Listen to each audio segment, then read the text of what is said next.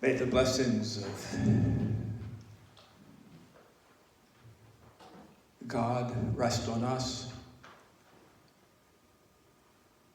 Allow me to be an instrument of your will. Please be with me and all of us today as we go about our journeys in life. Amen. In our vulnerability, in our weakest moments, God gives us promise. The promise assures us of God's presence in times of difficulty, peril, and suffering. In Matthew, this promise is linked to Christ's gospel and the kingdom of heaven. I was speaking with someone this week, and I cannot remember who it was. I think it may have been Ries, who I don't think is here today. And he said, I've done a lot of reading in the Bible, and I've summed it down to one concept: God's love. Try to remember that, because I believe that as well. But God made this promise. But what exactly is this promise that God gives us? The question is particularly interesting in the light of the crucifixion and the resurrection. What does it mean to follow a God who allows his own death and then makes this sort of promise? In a consumer society like ours, considerable confusion arises about what exactly God promises us. Is it health and prosperity? I don't necessarily think so. I look at my niece. I look at different people in this congregation. And sometimes the health doesn't come our way. It would be nice, but it's not part of the promise. It is, but it's not. I know God promises that life will be fair and just. Everybody will be treated fairly and justly. Well, if you look at the reading from the gospel, not true. And if you look at your own lives, perhaps, there have been times where it's not fair and just. Someone dies at a very young age or becomes very ill at a very young age. Or a mother loses her child. And sometimes we think, well, if we're faithful, we'll be rewarded for our work. Maybe. Or is it related to the belief in the prosperity gospel? That we will become wealthy on the back of God? In the opinion of the Israelites, who complain, and it's not a lot has happened in these 5,000 years. Okay, we all complain. A couple of weeks ago, we were complaining about the heat. Today, chilly. But they complained about God's promise of freedom. They should be at least able to keep the comforts that they had in Egypt. They should at least have bread to eat while they were slaves in Egypt. God does feed the complainers. He certainly does.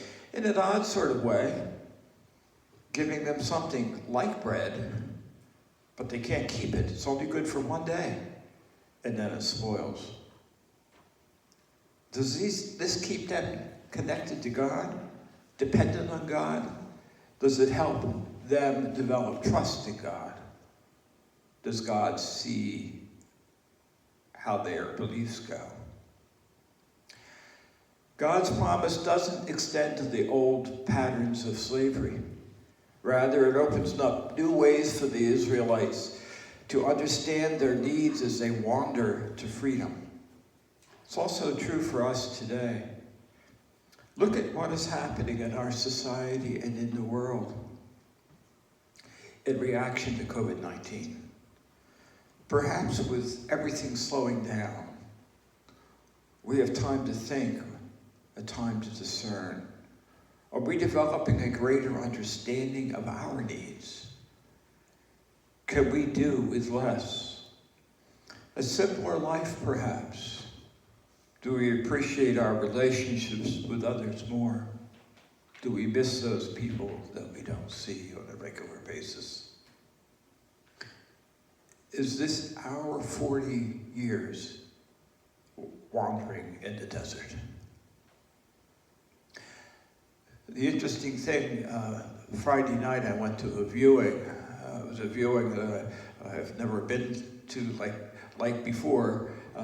It was one of my Brethren Mennonite friends, and the church that they use is on Schubert Road, I think it's called, near Strausstown.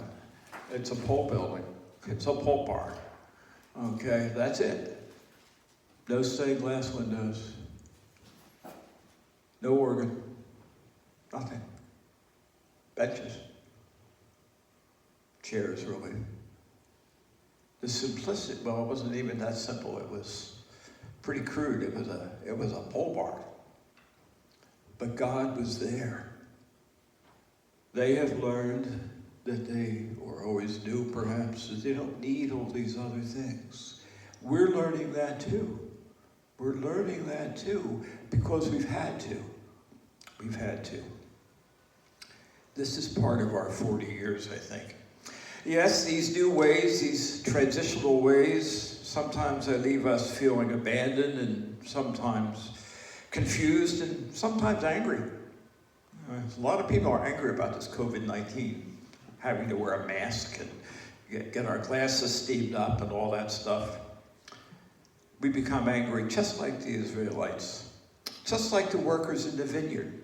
I can hear it now. You can too. You've heard it?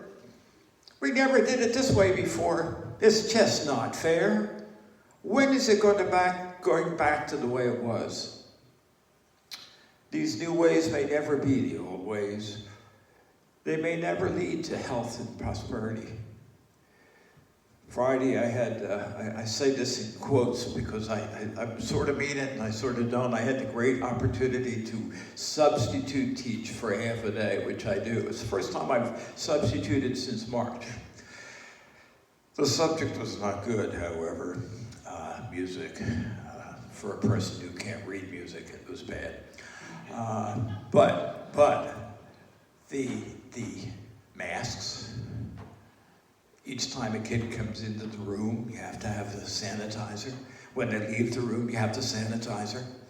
The lunch tables have plexiglass between them. Okay, the teacher has to sterilize or clean the mats that they sit on, or the stools that they sit on. It's very, very different than it was. And it may never go back to the way it was. A lot of people working on computers and so forth. God, the one who promises our salvation, is a crucified God, from whom the walk of freedom involves entering into the desert rather than avoiding it. It would be easy to avoid it and just say, oh, well, this isn't a problem. But we have to walk through the desert sometimes. We can't avoid it. But we walk through that desert knowing that we are not alone. We are not alone. You might think that we could at least expect a promising God to be fair and just. Well, what's the definition of fair and just? Okay, we saw that with the vineyard workers. How should it feel after working an 8-hour day? How would you feel after working an 8-hour shift and you received the same pay that somebody received for a half a shift? In the parable of the workers, those who worked an hour received the same as those that worked all day. Those all-day workers were not happy. This obviously contradicts this and our usual standards of fairness. How would you like working after 30 years for a company and they hire a new kid just out of school? He's doing the same thing you are and he's getting the same pay. But you've been there for 30 years, and he's earning the same. It's just not fair.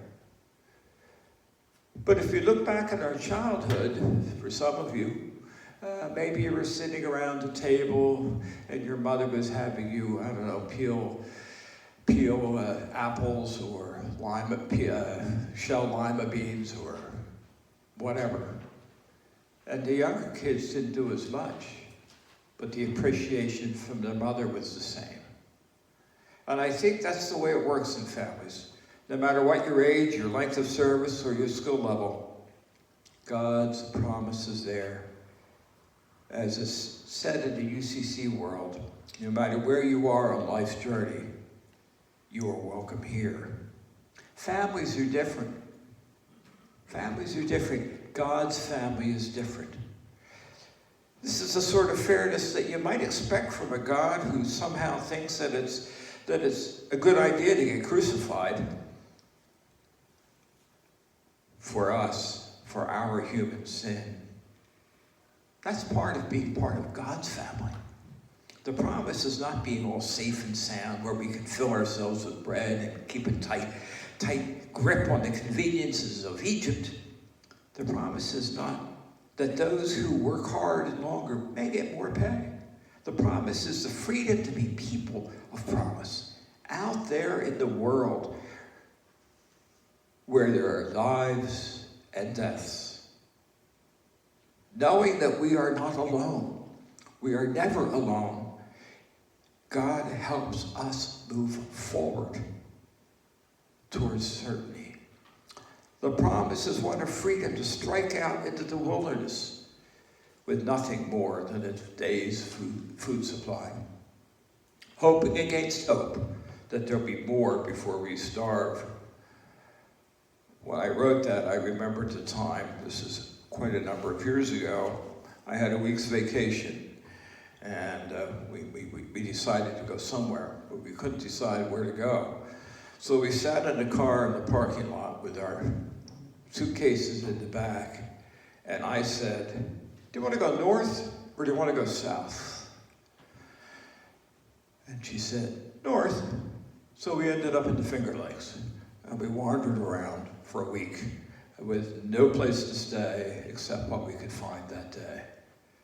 It's quite an exhilarating experience to go with no plans. Okay, a lot of people can't do that.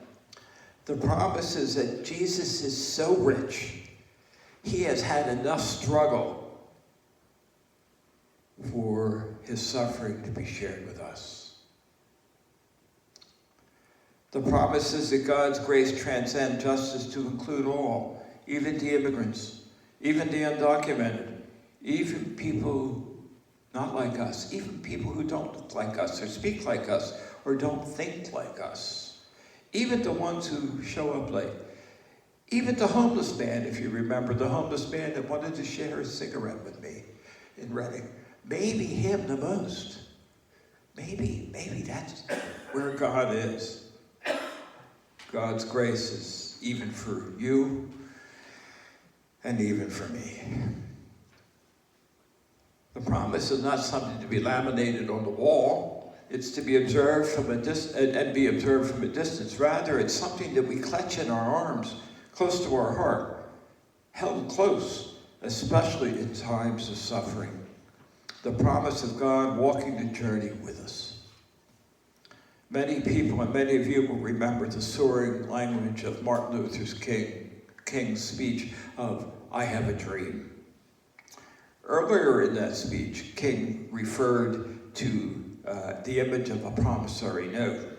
The promissory note, that the idea of African Americans would one day be free and equal, but not just yet. For King, this promise spoke of something powerful in the time of suffering. In the face of injustice over many years, the promise may have inspired, and yet it created a tremendous reminder that the promissory note had not been cashed. Suffering may be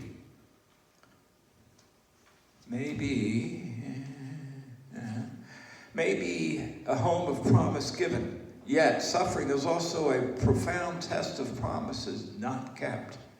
And I repeat, promises not yet kept.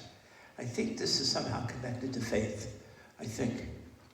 The promise needs to be remembered in times of need, whether it's in personal sphere of our life, our health, in death, loss of job, whatever, knowing that God is with us. The promise needs to be remembered when there are natural occurrences. Forest fires, hurricanes, floods, drought, earthquakes, events that happen right now. My niece and my other niece in Colorado, and my sister in Utah are sending me the pictures of the smoke from the fire. It's unbelievable, unbelievable. Millions of people are in fact affected by this. What we do here on Sunday morning, here at church, points us in the way and direction of God's future, God's promise. However, we cannot ignore what's going on around us. We cannot ignore the world and our own communities. I was so glad to hear that the food bank has too much food, or more than enough. There'll come a day where they'll need our food. That day will come. So in a way, promises are a way to grieve. And they are something we can hold onto while we move forward. While we are moving forward on our journey, a journey towards certainty. This promise does not fix everything, but it is enough. Hopefully it's enough. It's a sign of God's steadfast love, sent into the world even while the world suffers. At the same time, God's promise is not solely for moments of suffering. This promise aids us in being steadfast in the call to live lives of justice in community as disciples of Jesus. For us, the song of promise rings even when we see injustice. And it helps us to do more to overcome these injustices as we see them. In those moments, the promise of God's presence, now and at the end, helps us to trust more deeply. As we resist injustice, working toward justice and God's realm here on earth. Hold the promise close to your heart. God walks in this journey with us. He never abandons us. Amen. I did forget